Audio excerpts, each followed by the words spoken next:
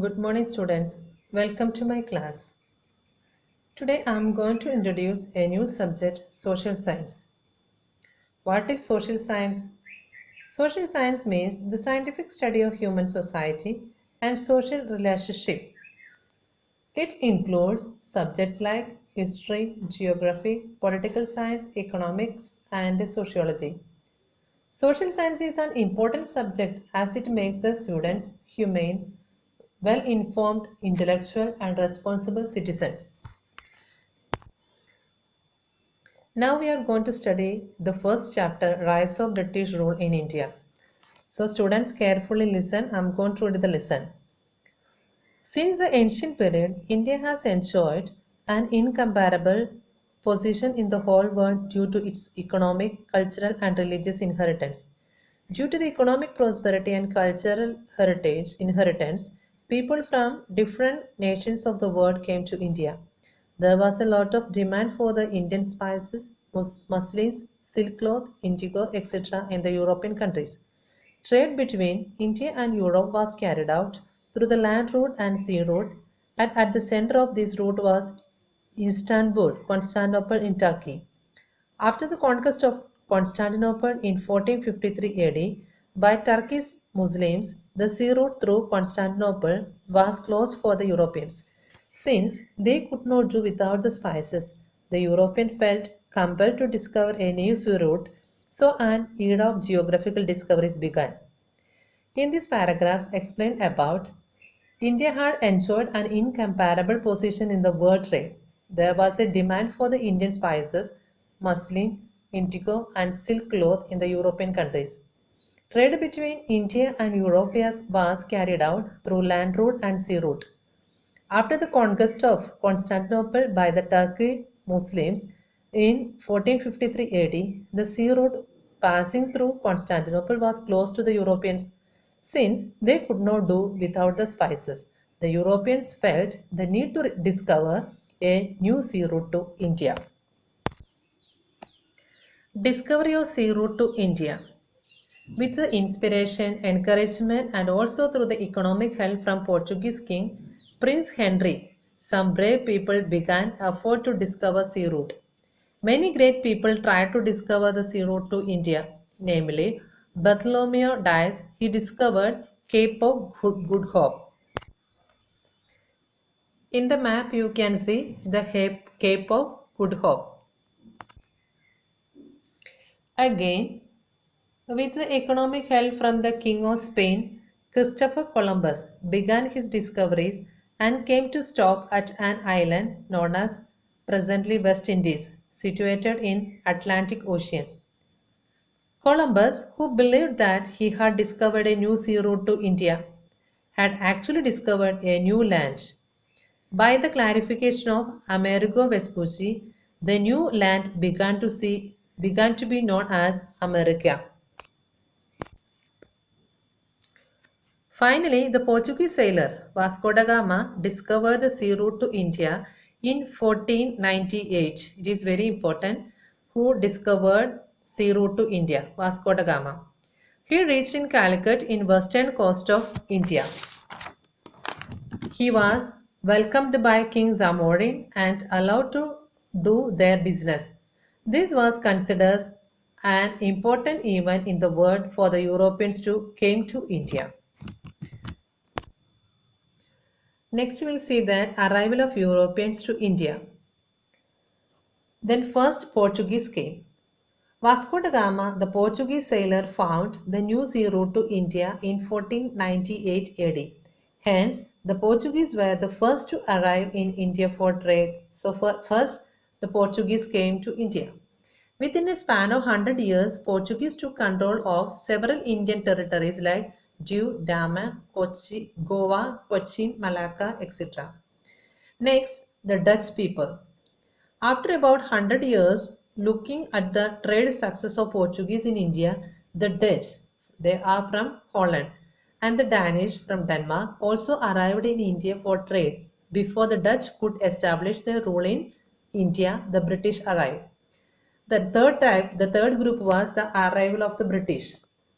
The English traders are established the East India Company to carry out trade with India in 1600 AD.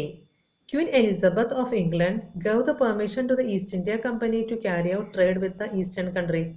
To carry out trade, the first ship arrived Surat under the leadership of Captain William Hawkins. However, due to the dominance and opposition from the Portuguese, they were not allowed to establish their trade center in Surat. Later, the British East India Company got the permission from the Mughal Emperor Jahangir, and so the company established its first trade center in Koti, that is in Surat, 1630 AD. In the initial years, the company established its trade centers in Surat, Bharuch, and Ahmedabad. The Marathas had a very strong presence in this region, so the company felt it would not be safe to remain there. So, the company moved towards the south and east India. They set up their centers in Machilipatnam, that is in Andhra Pradesh, St. George, that is in Chennai, and Fort William, Kolkata. In 1687 AD, they made Mumbai or Bombay as their headquarter. Then, after the Britishers, then French came. France had also established a company called the French East India Company to compete with the British and Dutch East India Companies. The French East India Company arrived in India for trade in 1668 AD. They set up their trade centers in Mahi, Kalarikal, Pondicherry, Chandranagar, Machilipatnam, etc. After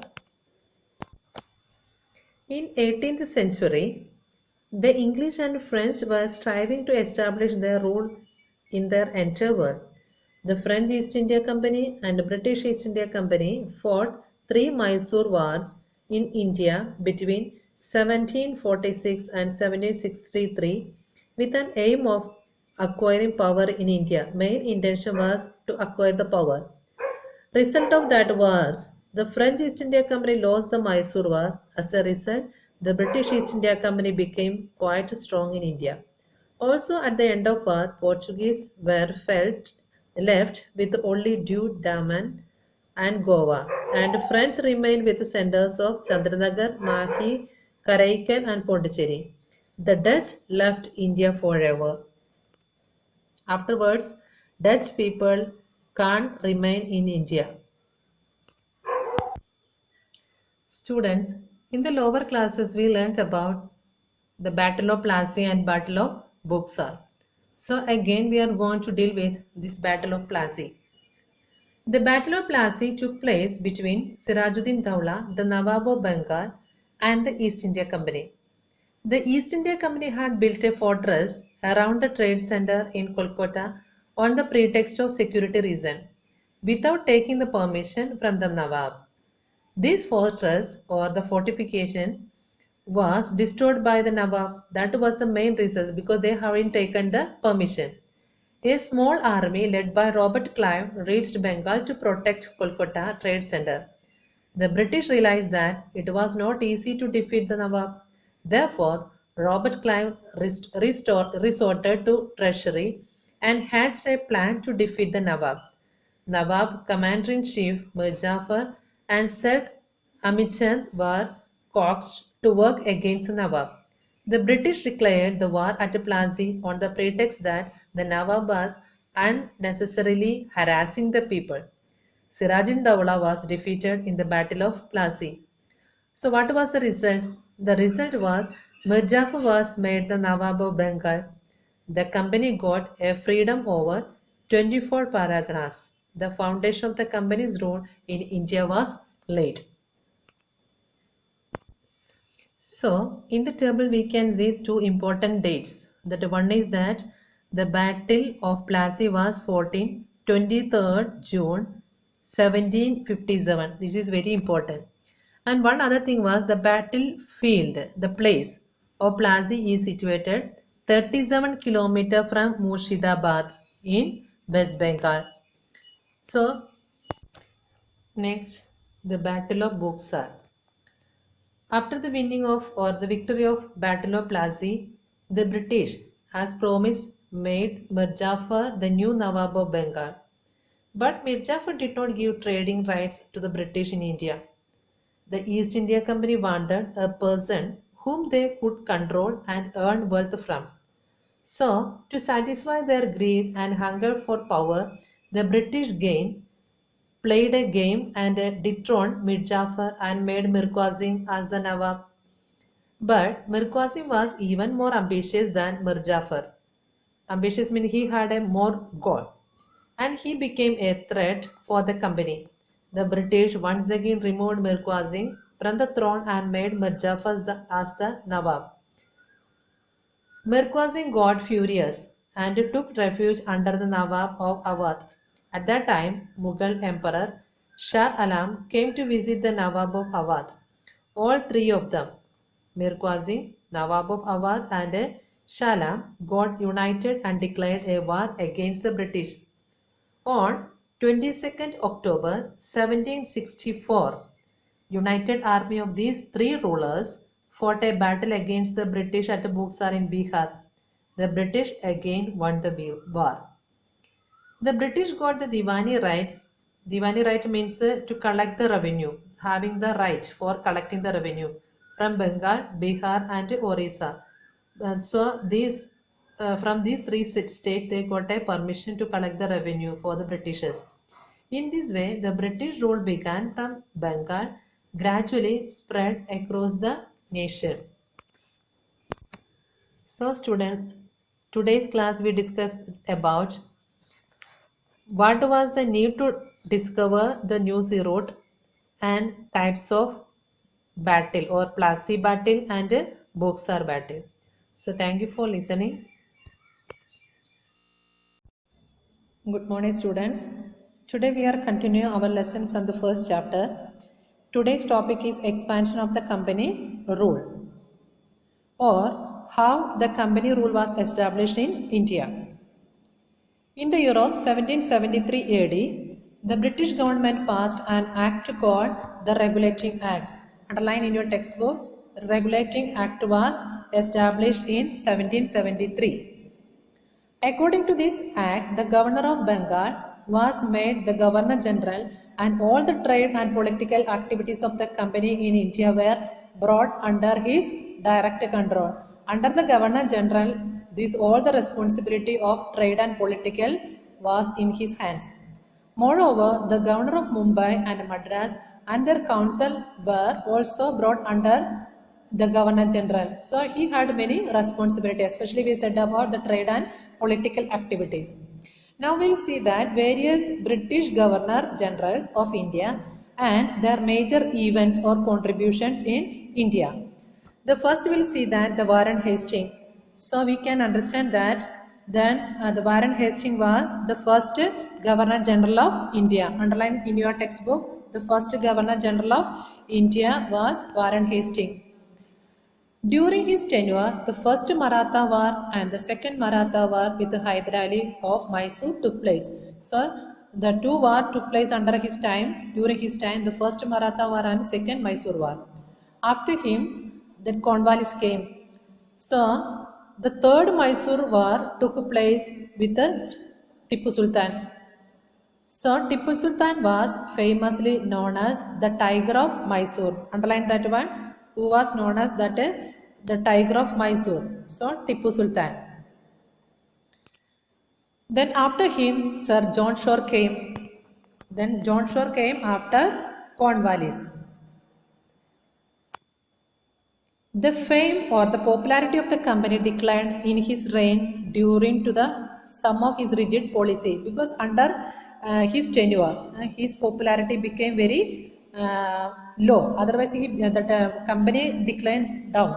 Why? Because he introduced some kind of rigid policies. As a result, Maratha became strong. On that time, Maratha people, the Maratha became very strong. So Wellesley was made the Governor General. So that is why in that cases, Wellesley became the Governor General. He introduced the subsidiary alliance system. So subsidiary alliance system was introduced by whom? Wellesley. He introduced some of the terms and policies or some kind of terms and conditions of the subsidiary alliance system. We can see in the table some of the terms and conditions of the subsidiary alliance system. The first one is the army trained by the East India Company government will be provided to the state that accept the system. This army would protect the state from internal and external attack, from outside or from inside. If it is any attack is happening or is coming, they have to protect. The second point, in return or as a reward, the state accepting the system will provide for the army or give away provinces with the equivalent income to the British. Equivalent means equal. The third point, without the permission of the company, the state will not wage war or sign the treaty with the other state. There should not be anything or any type of war or the treaty should not happen without the permission of the company. Then fourth point, there will be one English representative in the assembly. In the state assembly, there must be one of the English representative.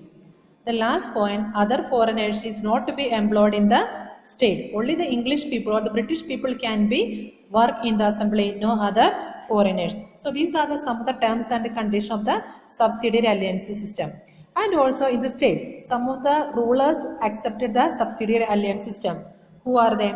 Nizam, Mysore, Awadh, Gaikan, Scindia, Bhosle, Okar. These are the some of the states rulers accepted the subsidiary alliance system. After Wellesley Hastings came to India as a governor general. So he fought a war with Nepal and joined Gurkhas of Nepal to join the British army. He fought a battle with the Pindaris and took control over them. He fought the Third Maratha War and finished the task of establishing the supremacy of the company in India. So through that he stopped or he finished his task. After Wellesley, who came? Then William Bentinck came. So who was William Bentinck? He was known as the Liberal Governor General. So William Bentinck was known as the Liberal Governor General. Afterwards, Dalhousie came. So what are the importance of Dalhousie? Now we'll see that Dalhousie came to India as the Governor General in the year of 1848. In the 1848, Dalhousie came to India as the Governor General. He was a fierce imperialistic, means like a little bit strict person or the cruel. Dalhousie adopted the policy of annexation for the expansion of the company and British imperialism in India. So when he has adopted some kind of policy for what? To expand his company all over India, and also he want to make India as his their own. That is why he started this kind of annexation policies. Now we'll see in the table Dalhousie's policy of annexation, how he annexed the places. The first reason or the first thing was he annexed by war. Through the war, he annexed the places like Punjab, Pegu, or that is in Lower Burma. The next reason for annexation was due to the king dying without a heir. If it is after him there is no person, that is why he has taken that places also without a heir. So which are the places? Satara, Jaipur, Sambalpur, Udaipur, Jhansi, Baghad and Nagpur. The next reason was of mismanagement. So telling or he said that because of mismanagement of the state, that is why he has annexed that place also. Through this reason the Awadh taken. The fourth was the annexation on pretext of debt collection, because any one of the state having the debt condition, he was annexing that place also. That is Nizam Wardha province. The last reason was annexation to end a namesake rule. Well, just he made a rule in the place. So in that reason also, because the rulers or the king, they were not properly doing the work, or that the proper management was not there. So only the namesake rule was there. That is the reason he has annexed that places also. And also he was an imperialistic. Dalhousie was also a reformist. Some kind of reformation he has done, and also he was an imperialistic governor. So, what reform did Dalhousie through his tenure? The first one is the first railway line in India between Mumbai Thane in 1853 AD. The first railway line in India he established, that is from Mumbai to Thane. Next we will see that wireless system between India and England. So other thing was one other reformation he was done, that is wireless system. Then third one is the establishment of public work department, and also he introduced that English education, and also introduced during his time these are the things. He passed laws to ban child marriage, and also he stopped that child marriage and advocated widow remarriage. So child marriage he stopped, and he gave a permission to make a widow remarriage. Next we will see that the economic impact of the company. In the economical way, what are the impact it is affected for the company. On looking and amazingly, the 100 years of company rule in India, we can say that before the arrival of the British, India was one of the richest and prosperous countries of the world. So India was one of the richest and prosperous countries in the world before the arrival of Britishers. During the British rule, India remained merely a country that used to produce raw material for England and served as a prospective market for good products in factories of England. So after the arrival of the Britishers, what they were doing? They only producing the raw material. So and also they are the best material, the good products they are sending to the England factories. Then under the subsidiary alliance system of Dvimukhi Shashan, the British got the power without any responsibility, and the Indian rulers had to bear all the responsibilities without any power. Dvimukhi means that is the dual policy or the dual power. So what they were doing, the Britishers having the only the power, no responsibility. So Indians were doing only the responsibility, but they don't have any power. That was the system. Bengal was a large exporter of cotton cloth, raw silk, sugar, jute, muslin between 1708 and 1756, but it was ruined economically by the subsidiary alliance system. So only the thing is that the Bengal was a large exporter. They were exporting the cotton, cloth, raw silk, sugar, jute, muslin. These are the things. The unfair revenue collection policy of the company made the Indian peasant a debt. It was not a proper way, unfair, not a proper way. So the revenue collection was there. So this became the Indian peasants debt condition. The British government imposed unfair taxes on the Indian cloth industries, and also Britishers were doing that imposing on Indians to give the taxes. They adopted various unfair manner practice and ruined the prosperous Indian industry. As a result, the Indian industry completely collapsed because they became very poor condition, these companies. The Indian artisans became poor and unemployed because our Indian artisans, they don't have any work given. The company traders forced the weavers of Bengal to sign contracts for providing definite quantity of cloth in a short period. So how much quantity they are asking, so that much they have to provide. If the weaver refused, he would be beaten severely or even jailed. So if the people are refusing, not able to give that much of product, whatever they are asking, that quantity of the cloth, if the people are not able to give, so what they were doing, they were severely beaten our people, and they were putting the people in jail. Before the arrival of the company, the Indian villagers were self-reliant and prosperous. Under the company rule, they became dependent and poor. And after the arrival of the Britishers, our Indian people became very poor people.